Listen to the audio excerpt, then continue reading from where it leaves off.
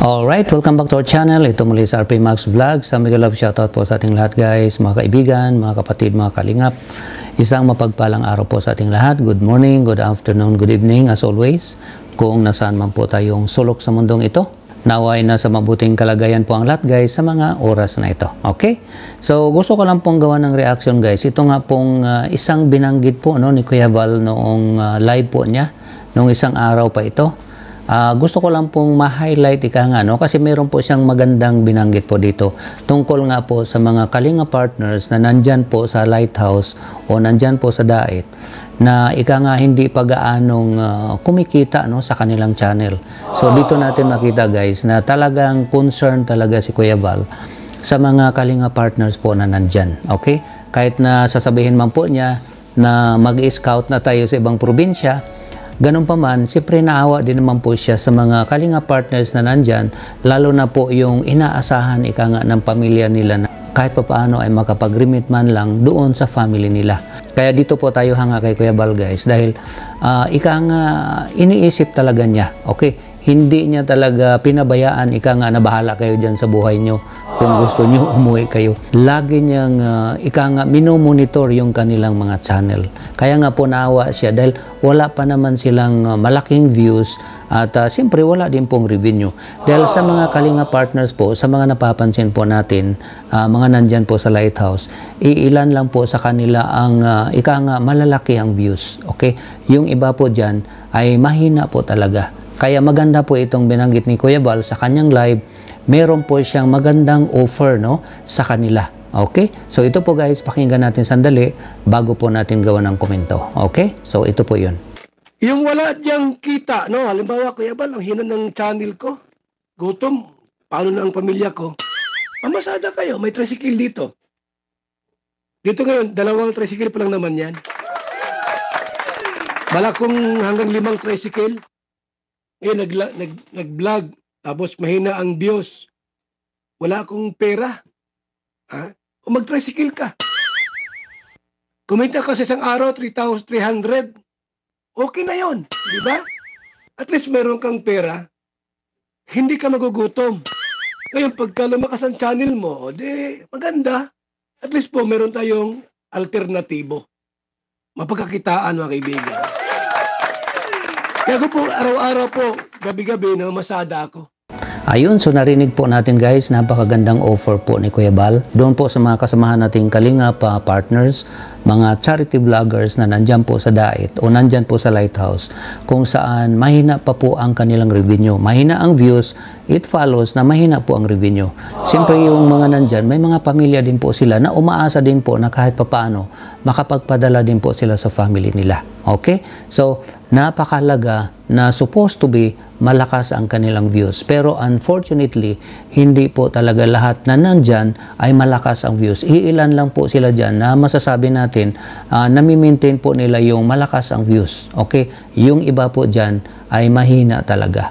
Ngayon, kung wala kang asahang pagkakitaan na iba, ay mahirap po. Mahirap yung family mo. Baka magugutom yung family mo. Kaya itong offer ni Kuya Val sa mga kalinga partners, mga charity vloggers na nandyan po na mahina ang views, maganda ito. Napakagandang opportunity na pwede po nilang gamitin ang tricycle ni Kuya Val pagdating sa gabi. Okay, sa araw kung may gumagamit na po dyan ng mga drivers, siguro doon na lang sila sa gabi pwede gumamit. Okay, so kung kikita man sila ng 400 o 500, magbigay sila ng konti kay Kuya Val, siyempre sa parang boundary, malaking bagay na po yun. Okay, at maganda din po yung plano ni Kuya Val na magdagdag siya ng tricycle. Okay, meron siyang 2 ngayon, magdagdag siya ng 3, di 5 na. So, marami na po ang pwedeng gumamit. So, malaking tulong. Actually, mas maganda po ito guys, sa tingin ko, kaysa yung magbigay si Kuya Val ng tag 5,000 o 10,000 sa kanila.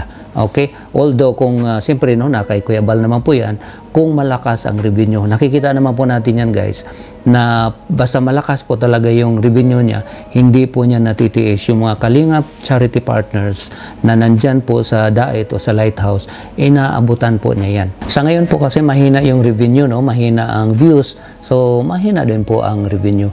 Kaya kailangan po talaga meron kang diskarte, no? At maganda itong ginagawa ni Kuya Bal. At dito nga, no, makikita natin si Kuya Bal, guys, na nilive po ni Starax, no, doon sa isang channel ni Kuya Bal. Nakikita po natin na mamasada po si Kuya Bal. At sinamahan po ito ni Starax, no? Kung hindi ako nagkamali, boses po niya yung naririnig ko. Na habang nagda-drive si Kuya Bal, siya naman ay nilalive po niya yung second channel ni Kuya Bal. Okay? So ito po, guys, pakinggan natin sandali. Yan, abang nagkuha tayo ng pasayro, mga kalingap, naghihintay. Yan, labo daw, labo po, sabi ni Kuya Bal, labo. Shoutout po. Ano po ang yan.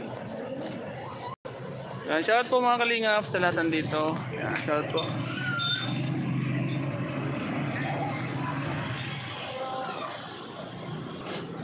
Maritapia, shoutout po. Yan, masada po kayo mga kalingap. Habang naghihintay po kami ng pasahero, mga kalingap.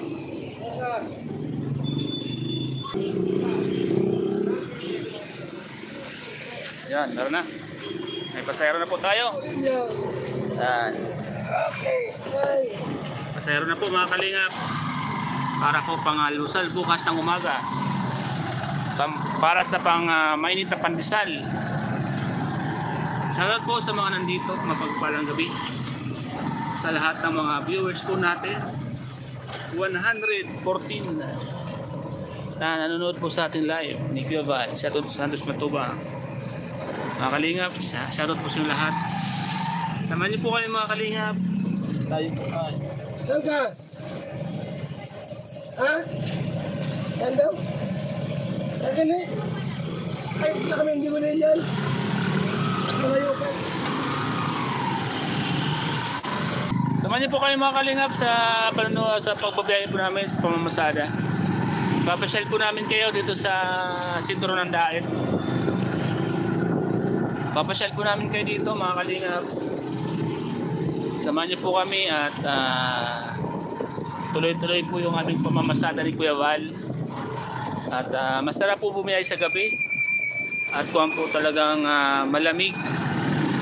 Malamig po mga kalingap, malamig. Ayun, so nakita po natin, guys, napaka-humble ni Kuya Bal. Kung tutuusin, sa laki ng channel niya, pwede na niyang hindi gawin yun. Okay?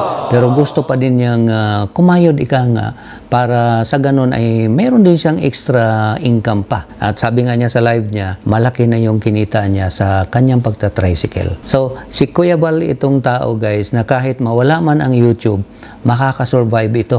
Kasi marunong ika nga dumiskarte kung paano kumita ng pera. So, napakaganda itong plano ni Kuya Bal sa mga Kalinga partners, mga charity vloggers na nandyan, na wala pang kita sa mga channel nila.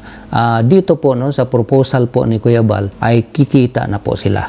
Doon po sa mga kasamahan natin dyan na may mga lisensya. Kung wala naman, kausapin na lang po nila yung kasamahan po nila dyan na mayroong lisensya. Baka pwedeng ipag-drive po nila.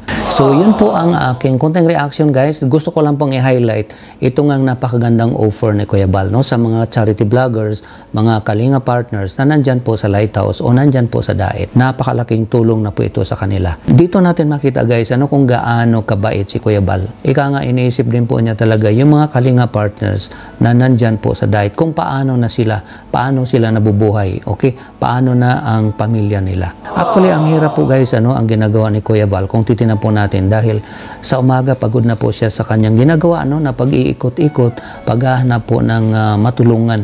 Pagkatapos, pagdating sa gabi, instead na magpahinga, gumagawa pa rin ng paraan para kumita. So, napakasipag ika nga ni Kuya Bal, sa kagustuhan lang talaga na makatulong din sa kapwa. Iyon po ang aking reaction, guys. Hina-highlight ko lang po yung napakagandang offer po ni Kuya Bal sa mga Kalinga partners o charity vloggers na nandyan po sa Daet na naghihingalo ika nga yung kanilang channels. Okay? So, hindi rin sila pinapabayaan ni Kuya Bal. Nagbabalak o nagpaplano si Kuya Bal kung paano sila matulungan. At nabanggit po, guys, ni Kuya Bal sa kanyang live na nagsabi na sa kanya si Bobby TV 143 na makigamit din po sa kanyang tricycle. Ayun. So, napakaganda po yung ginawa ni Kuya Bal. Ika nga alternative, nabanggit po niya, alternative source. Kung mahina yung channel mo, dapat meron kang ibang pagkukunan. So dito na nga, yung tricycle ni Kuya Bal, pinapagamit na po niya. Okay? Sa mga Kalinga partners na mahina pa ang kita sa channel nila. Okay? So yun lang po guys ang aking konting reaction dito nga po sa binanggit ni Kuya Bal, yung kanyang napagandang plano sa mga Kalinga partners. Sa mga bago lang po sa aking munting channel, huwag po natin kalimutang i-subscribe at paki-like po guys ang video na ito para ma-recommend po tayo ni YouTube. At bago ko po ito end, meron na po akong isi-shoutout.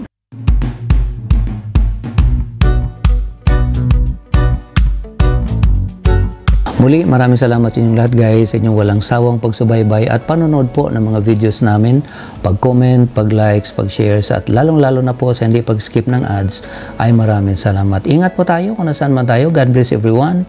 I love you all. Bye-bye.